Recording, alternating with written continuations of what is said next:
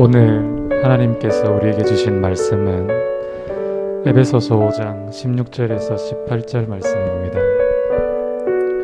세월을 아끼라, 때가 악하니라.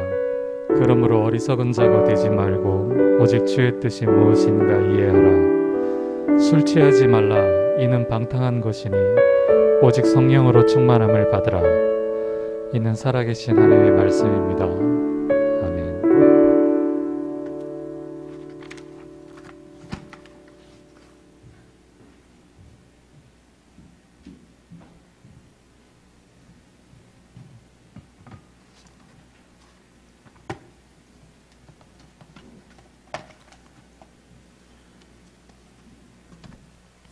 할렐루야. 예. 오늘은 교회 절기로 성령 강림 주일입니다. 예수님께서 부활하시고 40일 동안의 이 땅에 계시다가 하늘로 올라가시면서 제자들과 성도들에게 예루살렘을 떠나지 말고 아버지 약속하신 성령을 기다리라고 그렇게 하셨습니다. 그래서 120명의 성도들과 제자들이 함께 마가의 다락방에서 마음을 같이 하여서 약 열흘 정도 이렇게 전심으로 기도에 힘쓰게 되죠. 그러자 당시 오순절이라는 그 날의 절기에 성령 하나님께서 그들에게 임하시게 됩니다. 그것을 오순절 성령 강림 사건이다, 이렇게 이제 말하게 되는 것이죠. 그래서 오늘날 성령 운동을 하는 교단을 보통 오순절 교단이다, 펜타코스털, 이렇게 이제 얘기를 하게 되는 것이죠. 사도행전 2장에 있는 말씀을 보면 이렇게 나옵니다. 오순절 날이 이미 이름에 그들이 다 같이 한 곳에 모였더니 호련히 하늘로부터 급하고 강한 바람 같은 소리가 있어 그들이 앉은 온 집에 가득하며 마치 불의 혀처럼 갈라지는 것들이 그들에게 보여 각 사람 위에 하나씩 임하여 있더니 그들이 다 성령의 충만함을 받고 성령이 말하게 하심을 따라 다른 언어들로 말하기를 시작하니라. 제자들과 성도들은 놀라운 체험을 하게 됐고 성령의 충만함을 받게 되었고 외국어도 말하게 되었습니다.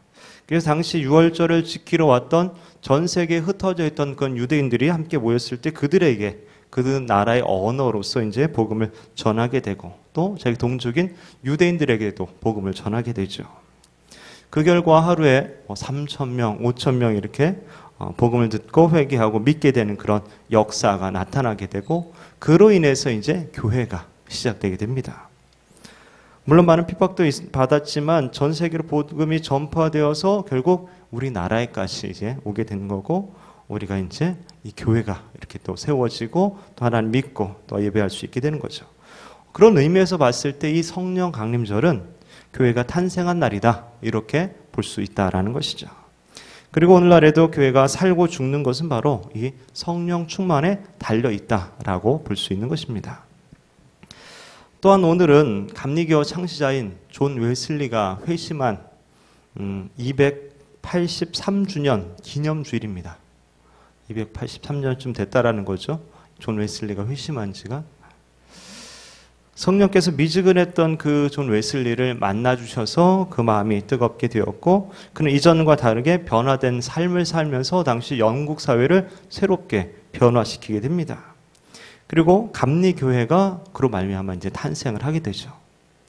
그래서 감리교회가 이제 전 세계로 흩어져서 우리나라에도 이제 감리교회가 생기게 된 것이죠. 그래서 우리나라 감리교회가 약 6,660개 정도 있고 감리교인이 130만 명 이상 이렇게 있습니다. 세계적으로 감리교 교회 협의회가 있는데 거기에 소속된 나라가 132개국에 76개 교단이 소속되어 있을 정도로 굉장히 큰 교단이 감리교단인 것이죠. 중요한 것은 오순절에 시작된 교회나 웨슬리에 의해서 시작된 감리교회, 이 둘 모두가 성령 충만의 결과로서 나타나게 됐다라는 사실이 굉장히 중요하다라는 것이죠. 그리고 오늘 말씀에 보면 우리에게도 주님께서 성령으로 충만해져라, 이렇게 말씀해 주시는 것이죠. 에베소서 5장 18절 말씀 함께 읽겠습니다. 술 취하지 말라. 이는 방탕한 것이니 오직 성령으로 충만함을 받으라. 안 보고 한번 해보겠습니다. 안 보고 시작. 술 취하지 말라. 이는 방탕한 것이니 오직 성령으로 충만함을 받으라. 에베소서 5장 18절 말씀. 아멘. 예, 당시 에베소에서는 우상 숭배가 굉장히 좀 만연한 그런 동네였습니다. 뭐 예를 들면 헬라 세계에 있던 굉장히 많은 신들이 있잖아요. 그리스 로마 신들이 많이 있잖아요. 그 중에 술의 신이 있었죠.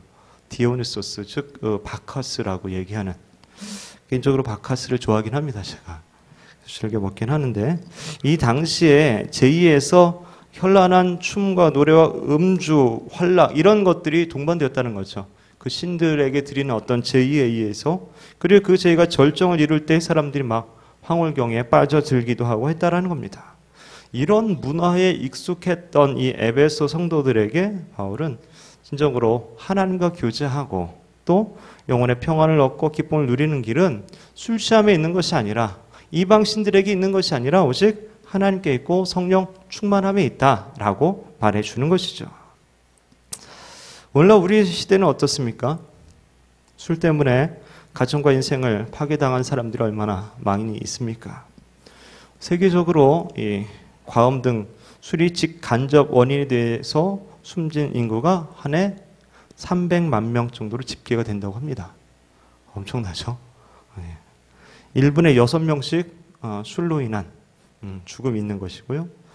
전체 사망자 중에 20명 중에 1명꼴이 이제 되어서 에이즈나 다른 사고 등으로 죽는 비율보다 술로 인해 죽는 비율이 훨씬 높다라고 이렇게 통계가 나옵니다. 우리나라의 경우에는 보니까 2018년 통계로 술로 인한 사망이 하루에 12명, 하루에 12명씩 죽어나가는 거예요. 술 때문에 죽는 것이. 거기에다가 음주 관련으로 인한 사고로 인해서 인한 사망이 2020년 통계 보니까 하루에 1명 정도가 그렇게 죽는다고 합니다. 술로 인해서 하루에 적어도 10명 이상이 매일같이 좀 죽어가고 있다라는 사실이죠. 술 마시고 뭐 이렇게 자살한 사람도 있고, 뭐 난간에 떨어지는 사람도 있고, 운전하다 교통사고로 죽기도 하고, 물에 빠지기도 하고, 불에 타기도 하고, 뭐 이렇다는 거죠. 그 외에도 온갖 범죄들이 감춰져 있는 통계는 뭐 셀 수 없을 정도죠. 살인이나 폭행이나 강도나 절도, 강간 등 모든 범죄가 전부 이 술과 연관되어 있는 경우 많이 있죠. 최근에 나오고 있는 그 뉴스들 여러분 보면 어떻습니까? 잘 살펴보면 대부분 술과 관련이 있다는 사실을 알게 되죠. 성경은 술에 대한 경계가 그래서 굉장히 많습니다. 먹지 말아라, 취하지 말아라, 쳐다보지 말아라, 뭐 등등등 이런 이야기들이 많이 있어요. 제가 중고등학교 다닐 때 교회 이제 한 해 선배였던 그 형이 하루는 저를 부르더니 이렇게 물어보더라고. 야, 너 성경에 소주 먹지 말라고 나오는 거 알아? 갑자기 쟤 또 물어봐가지고 당황스러웠어요. 제가 좀 술을 잘 먹게 생겼는지, 아니면 그 형이 좀 좋아해서 그랬는지 저를 붙들고 이게 물어보더라고. 그럴 리가, 그죠? 그래 하루만 모르겠다고 얘기했더니 성경 막 찾아줘요. 누가복음 1장 15절 찾아보니까, 이는 저가 주 앞에 큰 자가 되며 포도주나 소주를 마시지 아니하며 모태로부터 성령의 충만함을 입어. 진짜 소주가 나오더라고요. 그냥 깜짝 놀랐어요. 야, 이거 어떻게 된 거지? 뭐 이런 생각했는데, 이게 이제 세례 요한에 대한 그런 이야기인데, 한글판에 이제 이렇게 나오고, 개정판에는 이제 독한 술이라고 이렇게 번역이 되어 있습니다. 자, 그럼 술을 먹지 말아야 할까요? 먹어도 될까요? 예. 괜히 막 찔리고 막 이런 사람도 있죠. 그죠? 예. 성경 시대나 그 이전부터 인류는 술을 계속 먹어왔죠. 먹어왔고, 앞으로도 계속 먹게 될 거죠. 되겠죠. 특히 이제 팔레스틴 지역에서는 물이 부족해서 과일을 통한 이제 발효주를 이제 만들게 되고, 그것을 너무나 당연하게 먹었던 거죠. 와인 같은 거, 또 북쪽 지역에서 이제 맥주, 또 우리나라 같은 경우 막걸리, 뭐 이런 거죠. 예수님 가나 혼인잔치에서 이제 물로 포도주를 만들기도 하셨고, 최후의晚餐에서도 포도주를 주면서 이것은 내 피다, 받아 먹어라 이렇게 주기도 하셨죠. 중요한 건 술 그 자체가 문제는 아니다라는 것이죠. 그것을 어떻게 사용하고 어떤 목적으로 사용하느냐, 이것이 문제다라는 것이죠. 마치 성경에서 돈에 대해서 수많은 경계의 말씀이 나오는 것과 좀 비슷한 것 같아요. 돈이 필요하잖아요. 그죠? 돈이 필요합니다. 근데 그것을 부정적인 시각으로 성경에서 많이 기록하는 이유는 뭡니까? 그것이 하나님보다 더 앞서게 될 때, 그것이 문제가 되는 거죠. 앞서게 될 가능성도 많을 뿐더러 그렇게 됐을 때에 죄로 치닫는 경우가 많기 때문에 경계를 많이 하는 것이죠. 그러나 우리가 돈을 긍정적으로 사용해서 우리가 교회 건축도 하잖아요. 그죠? 그리고 또 선교지 보내기도 하고 어려운 이웃을 돕기도 합니다. 이런 것들은 이제 가치 중립적이라고 말하는 거죠. 술도 그런 것 같아요.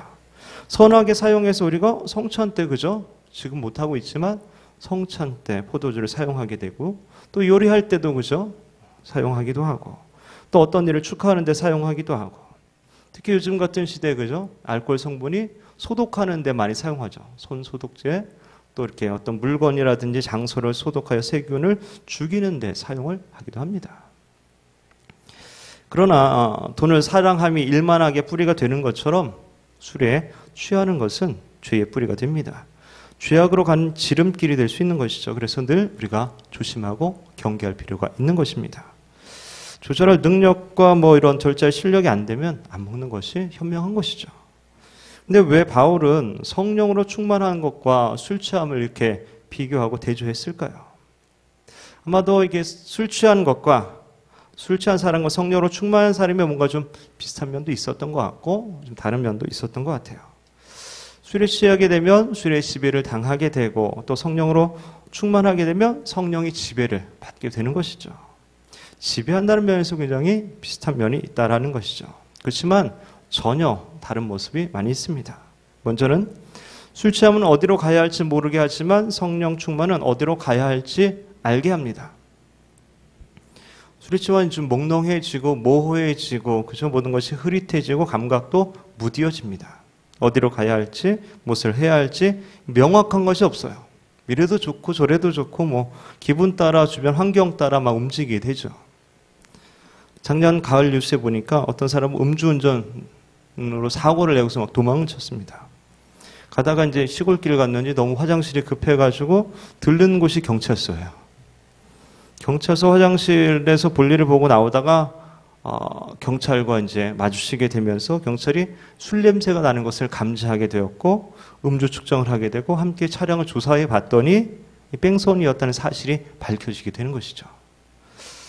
결과적으로는 그죠. 범죄자가 경찰서 가는 것이 제대로 찾아간 것이긴 하지만 참 어이없는 일이 이렇게 발생한 거죠. 어떤 사람은 술 취해서 택시를 타자마자 막 옷을 벗어요. 기사가 왜 벗냐고 집에서 옷 벗으면 안 돼요. 이러기도 하고. 어떤 사람은 막 택시 기사를 깨물기도 하고 또 이렇게 유혹하기도 하고 토하기도 하고 하여튼 야간 택시 기사들이 굉장히 좀 어려운 것 같더라고요. 뉴스 보니까. 그래서 우리나라도 이제 외국처럼 칸막이를 쳐야 되지 않냐 이런 얘기들이 지금 조금씩 나오고 있습니다. 우리가 이 세상에서 어떻게 살아야 하는지 어떻게 사는 것이 제대로 사는 것인지 이것도 어려운데 술까지 취해버리면 어떻게 바른 길을 갈 수 있겠냐라는 것이죠. 대부분 술 취한 사람들이 하는 얘기가 뭡니까? 내가 왜 사는지 모르겠다. 어떻게 살라는 거야. 세상이 왜 이래 등등. 이런 얘기죠. 갈 길 모르겠다는 거죠. 명확한 게 하나도 없다는 거죠. 그러나 성령으로 충만하게 되면 어떻게 됩니까? 하나님의 뜻을 이해하게 됩니다. 지각이 뛰어나게 되고 삶의 분별력이 생겨서 모든 것이 명확하고 모든 것이 분명해지고 선명해집니다. 삶의 목적과 방향이 바르게 보이게 된다라는 것이죠. 하나님 뜻을 이해하기 때문에 내가 왜 사는지, 내가 왜 밥을 먹어야 되고, 내가 왜 공부를 해야 되고, 왜 내가 직장 가야 되는지 이런 것들이 명확해진다라는 것이죠. 성령으로 충만했던 사도 바울이 자신의 사명을 확실히 알고 이런 고백을 하게 되잖아요. 내가 달려갈 길과 주 예수께 받은 사명 곧 하나님의 은혜의 복음을 증언하는 일을 마치려 하면은 나의 생명조차 조금 더 귀한 것으로 여기지 아니하노라. 얼마나 명확합니까? 인생의 초점이 명확해집니다. 전혀 흐리거나 모호하거나 이런 것이 없어진다라는 거죠. 그것이 바로 성령 충만으로 인해 오게 된다라는 것이죠. 두 번째로 술 취함은 내가 누군지 모르게 하고 성령 충만은 내가 누군지 알게 합니다. 술에 취한 사람은 자신이 누군지 모릅니다. 자신의 신분과 위치를 망각합니다. 그래서 그 자신의 신분에 벗어난 행동을 서슴지 않고 하게 되는 것이죠. 술 취한 아버지가 왜 가정에서 폭력을 행사하고 아내와 자녀를 왜 때립니까? 자기가 아내와 자녀를 사랑하고 그 가정을 책임져야 될 그 아버지라는 사실을 망각하는 거 아닙니까? 가끔 뉴스에서 음주운전을 단속하는 경찰이 오히려 음주운전에 단속돼가지고 걸린 경우가 종종 나오지 않습니까? 왜 그렇습니까? 경찰이 왜 음주운전 합니까? 술에 취하면 자신의 신분 정체성이 모호해지는 것이죠. 그래서 엉뚱한 짓을 하게 됩니다. 하지만 성령으로 충만하면 내가 누구인지 확실하게 인식하게 됩니다. 정체성이 분명해지는 거예요. 그래서 그 신분에 맞는 삶을 살게 되고 맡겨진 역할들을 오히려 더 잘 감당할 수 있게 되는 것이죠. 복음서에 보면 예수님의 제자로 부름받았던 제자들의 모습, 처음에 굉장히 뭔가 좀 부족한 모습들이 많이 보입니다. 3년 반 주님과 동행하고 따라다녔지만 여전히 부족한 모습이 보여요. 그들은 자신들이 어디로 가는지, 무엇을 왜 부름받았는지, 자신들의 위치가 주는 어떤 그 무게가 무엇인지 잘 알지 못했어요. 십자가의 길을 따라가야 되는데 세상의 어떤 영광의 길을 고집하기도 하고, 제자로 부름받았지만 어떤 감당할 능력도 없고, 서로 다투기도 하고, 기도할 때 잠자기도 하고, 믿음이 없어 넘어지기도 하고, 예수님 십자가 달리실 때 다 도망가고, 어떤 이는 부인하고 모른다고 하고, 그랬던 그들이 오순절에 성령의 충만을 받고 변하잖아요. 제자로서의 어떤 정체성을 갖고 그 삶과 실력을 갖추게 되고, 목숨을 부지하기 위해 숨었던 이들이 종교 지도자들 앞에서 담대하게 복음을 전하고 예수의 부활을 증거하게 됩니다. 더 이상 겁쟁이가 아니었어요. 제자란 그 이름에 맞는 모습을 갖추게 된다라는 것이죠. 우리가 성령으로 충만할 때 우리는 그리스도인으로서의 어떤 정체성을, 하나님 자녀로서의 삶을 온전히 살 수 있게 된다라는 것이죠. 성도다운, 믿는 자다운 그런 삶을 살 수 있게 됩니다. 또한 이 땅 가운데 나에게 맡겨진 그 일에 대한 소명감을 갖고 더 열심히 최선을 다해 살 수 있게 되는 것이죠. 세 번째로, 술 취함은 죄의 본성이 나오게 하지만 성령 충만은 예수 그리스도의 인격이 나오게 합니다. 술에 취하면 보통 숨겨진 본성이 나오게 됩니다. 조용하던 사람이 굉장히 시끄러워져요. 말이 많아지고 때로는 막 욕도 하고 속에 있던 말을 거침없이 하기도 하고, 좋은 말로는 이제 허심탄회하게 얘기했다 하지만 다음날 다 잊어버리고, 그렇죠? 그때는 좋았던 것 같은데 술 깨고 나면 뭔가 어색하고 관계가 멀어진 것 같고 이상하고 또 잠재되고 숨겨진 욕구들이 나오게 되죠. 평소 소심해서 하지 못한 것들을 대담하게 행하기도 하죠. 그래서 폭력성이 나오기도 하고 음란함이 나오기도 합니다. 즉 술에 취하게 되면 어떤 죄의 본성을 가진 자아가 드러나게 된다라는 것이죠. 하지만 성령으로 충만하면 주님의 인격이 나오게 됩니다. 왜냐하면 성령은 예수 그리스도의 영이기 때문에, 그죠? 예수 그리스도를 드러내게 되어 있습니다. 성령 충만을 다른 말로 하면 내 안에 예수 그리스도로 충만하게 채운다, 이런 거죠. 예수 그리스도의 인격으로, 예수 그리스도의 말씀으로 채운다라는 그런 의미이죠. 그래서 에베소서 4장 13절에 이렇게 말합니다. 함께 읽겠습니다. 우리가 다 하나님의 아들을 믿는 것과 아는 일에 하나가 되어 온전한 사람을 이루어 그리스도의 장성한 분량이 충만한 데까지 이르리니. 예수님으로 충만한 사람은 그 삶에 예수님의 인격이 이렇게 드러나게 되는 것이죠. 성령의 열매들이 나타나게 되는 것이고, 그렇게 주님을 닮아가게 되는 것이죠. 주님의 사랑으로 채워져 다른 이들을 사랑하게 되고, 주님의 기쁨으로 채워져 어떤 환경에서도 기뻐하며 감사하게 되는 것이고, 주님의 인내로 채워져 참고 견디고 인내하게 되는 것이고, 주님의 섬김으로 채워져서 다른 이들을 또 섬기게 되는 것입니다. 보디발의 아내가 요셉을 강력하게 유혹했었잖아요. 근데 요셉은 그 안에 주님을 모시고 있었기 때문에 그 유혹을 이겨낼 수 있었던 것이죠. 만약에 생각해 보세요. 요셉이 술 취해 있었다고 생각해 보세요. 어떻게 됐을까요? 보디발의 아내가 유혹했을 때 집안에 아무도 없고 혼자 술 먹고 취해 있었다고 생각해 보세요. 100% 아닙니까? 왕성한 청년의 정욕으로 인해서 죄를 범하게 되지 않았겠습니까? 하지만 하나님으로 충만했기에 요셉은 엉뚱한 짓을 하지 않았던 것이죠. 그래서 가만히 생각해 보면 술 취함은 인간으로 하여금 동물과 같은 본능적인 삶을 살게 하는 것 같고, 성령 충만함은 인간으로 하여금 하나님과 같은 거룩한 삶을 살게 하는 것 같습니다. 네 번째로 술 취함은 인생을 어리석게 하고 성령 충만은 인생을 지혜롭게 합니다. 술의 성분인 알코올은 중추신경을 자극하여서 자율신경이 제 기능을 못하게 만든다고 합니다. 지혜력, 이해력, 판단력, 균형감각 이런 것들을 억제해버린다고 합니다. 그래서 다른 사람들 잘 의식하지 않고 막 행동을 하게 되는 거죠. 즉 술에 지배를 받는 겁니다. 그 결과 무질서하게 되고 혼돈 상태에 처하고 이해력과 품위를 잃게 되고 감정 조절하지 못하고 자제력을 잃게 되고 아무리 많이 배운 사람이라도 뭐 이 술 앞에서는 이제 대책이 없는 거죠. 어느 술을 좋아하는 대학 교수가 밤늦게까지 술을 먹고서 만취해서 집에 왔답니다. 엘리베이터를 이렇게 타려고 했는데 동네 아줌마들이 막 잔뜩 있어서 창피해서 이제 계단으로 막 이제 올라가다가 그만 넘어져서 얼굴을 다쳤어요. 아내 몰래 치료해야 되겠다고 생각해서 이제 화장실에 가가지고 거울을 보고서 상처에 연고도 바르고 밴드도 붙이고 막 이렇게 했어요. 근데 다음날 와이프한테 딱 걸립니다. 왜냐하면 이 교수가 화장실 거울에다가 연고를 바르고 그 거울에다가 밴드를 잔뜩 붙여놨던 것이죠. 술 취함은 건강한 사람을 때론 환자로 만들고 또 지혜로운 사람을 우매자로 만들어 버립니다. 성령 충만도 마찬가지로 성령의 지배를 받는 것입니다.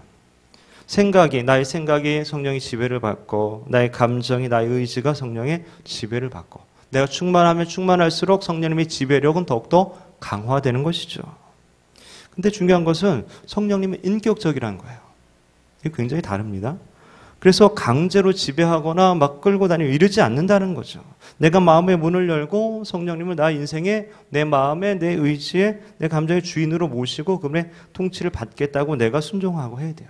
나의 자발적인 결정으로 인해서 성령께서 나를 지배하고 다스리시는 것이죠. 그래서 술 취함이 뭔가 좀 억제해서 지배하는 것과 달리 인격적인 성령님은 우리의 이성과 감정과 의지를 오히려 더 강화시켜 줍니다. 이성을 오히려 더 건강하게 만들어줘요. 우리의 감정을 더 잘 조절할 수 있게 해줘요. 우리의 의지가 더 흔들리지 않게 만들어줍니다. 우리에게 지혜를 주어 더 총명하게 합니다. 자기 마음대로 살던 사람이 이제는 좀 다른 사람들의 입장을 좀 생각해 보기도 합니다. 허랑방탕했고 낭비했던 사람이 이제 좀 규모 있고 절제 있는 삶을 살아가게 됩니다.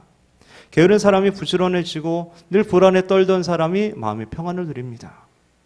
우울해했던 사람이 하나님의 기쁨과 감사로 채워집니다. 자, 이제 성령 충만이라는 것 무엇인지 어느 정도 좀 정리가 되고 있습니까? 어떤 사람은 성령 충만하면 뭐 무아지경에 빠지고 막 황홀경에 빠지고 막 이런 것이 성령 충만이라고 생각하는 사람들이 종종 있습니다. 약간 신비적이고 막 이상한 이런 거 있죠. 근데 그렇지 않습니다.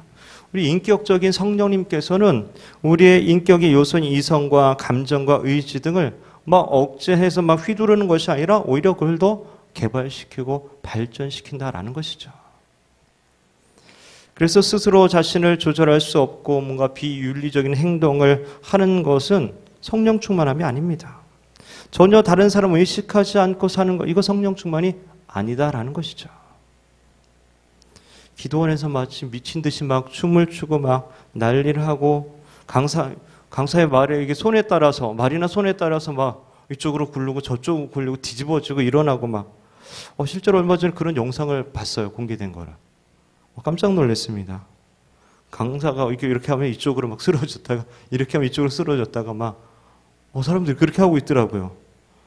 아직도 저런 곳이 있네 뭐 이런 생각 했어요. 좀 안타까웠어요. 그 성령 충만 아닙니다. 어떤 사람은 방언하는 것이 성령 충만이라고 말하기도 합니다. 하지만 방언은 성령의 은사 중에 하나인 것이죠.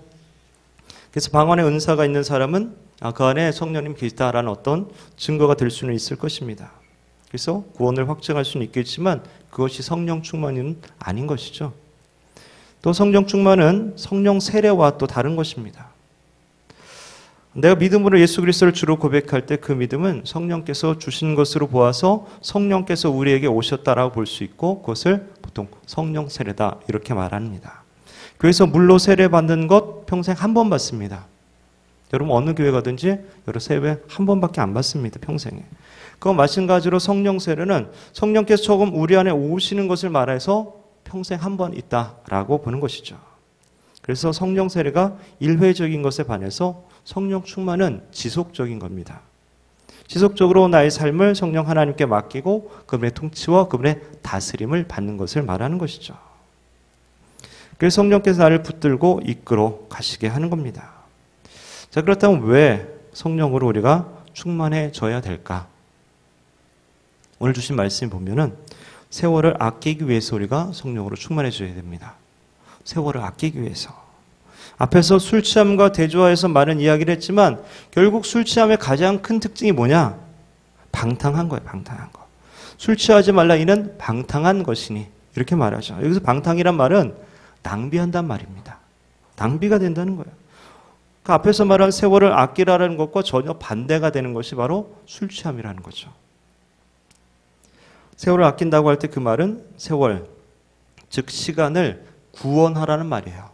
시간 죽이지 말란 얘기입니다.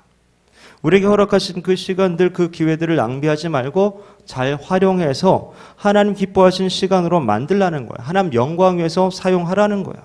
마지막 때에 하나님께서 인정하실 만한 그런 인생을 살아가라 이런 말인 것이죠. 이제 술 취하면 어떻습니까? 마시느라 시간 허비하고 잠들어서 허비하고 잠이 깬 후에도 다시 술 깨기 위해서 시간을 허비하고 또 술 취해서 벌어진 골치 아픈 일을 뒤처리하느라고 또 시간을 허비해야 되고 술로 인해 고장난 몸을 고치기 위해서 시간을 허비하고 돈과 몸과 건강, 생명, 시간 모든 것이 굉장히 많이 허비가 되게 된다라는 것이죠. 그래서 술 취함으로 표현하고 있지만 오늘날 우리를 취하게 만드는 모든 것들에 대해서도 조심해야 됩니다. 왜냐하면 그것이 우리를 낭비하게, 우리 인생을 낭비하게 만드는 것이라면 그걸 우리가 파악하고 다시 한번 생각해 볼 필요가 있습니다. 세상이 악하다고 할 때 그 이유 중에 하나가 바로 우리로 하여금 쓸데없는 것에 시간 낭비하게 만드는 거예요. 우리의 귀중한 생명과 귀중한 날들을 엉뚱한 곳에 쏟게 만듭니다.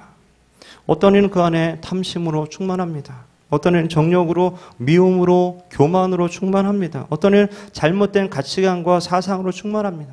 그래서 삶은 낭비예요. 또 어떤 사람은 뭐 게임이나 스포츠라든지 아니면 SNS나 뭐 드라마나 뭐 어떤 영상들 뭐 이런 것에 심취해 있습니다. 제가 처음 당구를 배울 때 당구 치는 사람 있나요 혹시? 연락 주세요. 당구 이렇게 배울 때 보면은 이렇게 칠판이 그 푸른색이잖아요. 푸른색이 막 당구대처럼 이렇게 막 보이고 막 그죠? 그래서 이렇게 각을 재기도 하고 막 이러면서 혼자 이 상상의 나래 이렇게 혼자 당구 치고 있는 거죠, 막. 어느 신학교 교수님이 인터넷 바둑에 빠진 적이 있었다고 합니다. 이분이 교회 초청받아 설교를 갔는데 강단에 딱 서서 내려다 보니까 성도들의 머리가 검은색 머리, 흰색 머리 막 이렇게 바둑돌처럼 막 보였다 그래요. 그래서 이 돌을 어디로 옮길까 막 이렇게 생각을 했다는 거죠. 또 어떤 분은 드라마에 빠져가지고 드라마에서 주인공이 막 어려움을 당하니까 그 주인공을 위해서 간절히 기도를 했답니다. 그 어려움에서 빠져나오도록 말이죠. 오늘날의 이 현실에 그래서 인도나 뭐 미얀마나 막 이런 아프리카의 수많은 영혼이 죽어가는데 거기엔 관심도 없는데 드라마 주인공을 위해서 기도하는 거 참 안타깝지 않습니까? 이런 것들로 인해서 갈 길을 헤매고 자기가 누군지도 모르고 어떻게 살아야 할지도 모르고 죄의 본성이 나오게 된다면 결국 그것은 우리의 인생을 낭비하게 만드는 것이죠. 그렇다면 우리는 그것들을 과감하게 끊어버릴 수 있도록 결단을 해야 됩니다. 그걸 비워내야지, 그래야지 성령으로 채워질 수 있다라는 것이죠. 두 번째로는 주의 뜻이 무엇인가 이해하기 위해서 우리가 성령으로 충만해야 합니다. 15절, 17절 말씀 함께 읽습니다. 그런즉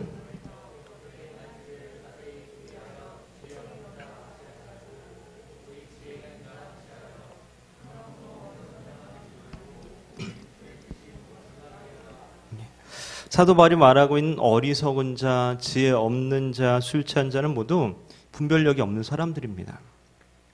악한 시대에 다른 것들로 몸과 마음이 취해 있고 충만해져 있고 그래서 하나님의 뜻이 하나님 기뻐하시는 것이 무엇인지 이해하지 못하고 그래서 낭비하는 그런 사람들을 말하고 있습니다. 반대로 지혜 있는 사람은 하나님의 뜻이 무엇인지 이해하고 어떻게 살아야 할지를 아는 사람들입니다. 그래서 우리가 하나님께 기도할 때 하나님 이게 하나님 뜻입니까? 하나님 기뻐하시는 일입니까? 물어야 됩니다. 하나님 제가 무엇을 하기를 원하십니까? 늘 물으면서 다녀야 돼요. 그 하나님의 뜻을 파악하기 위해서 최선을 다해 노력할 수 있어야 합니다. 그렇게 질문하고 기도하면 하나님 얘야 이렇게 해라 뭐 이러진 않잖아요. 그죠? 그럼 뭐라고 기도합니까? 중요한 사실은 응답이 안 오더라도 중요한 사실은 내가 그렇게 기도함으로 말미암아 성령 하나님의 다스림을 받겠다라는 그 순종의 자세 이게 중요합니다. 내가 내 뜻대로 하지 않고 주님의 지배를 주님의 다스림을 받기 원합니다. 그 마음 가운데 질문하는 거잖아요. 기도하는 거잖아요. 그것이 굉장히 중요합니다. 우리가 온전한 분별을 하지 못한다 하더라도 그런 질문들을 통해서 우리도 하려면 그것이 주님을 조금 더 닮게 하는 그런 삶으로 우리를 이끌어주고 붙들어주고 한다라는 것이죠. 자, 그렇다면 오늘날 코로나 팬데믹을 살아가는 우리들을 향하신 주님의 뜻은 과연 무엇일까요? 이 시대에 과연 예수님이 계셨다면 어떻게 했을까요? 뭘 했고 또 어떤 이들을 도와줬을까요? 예수님들 가장 연약한 이들 또 소외된 이들 아파하는 이들과 늘 함께 하시죠. 즉 이 시대의 아픈 이 코로나 아픈 시대에 가장 어두운 곳에 고통받고 또 소외당한 그런 이들 누구일까요?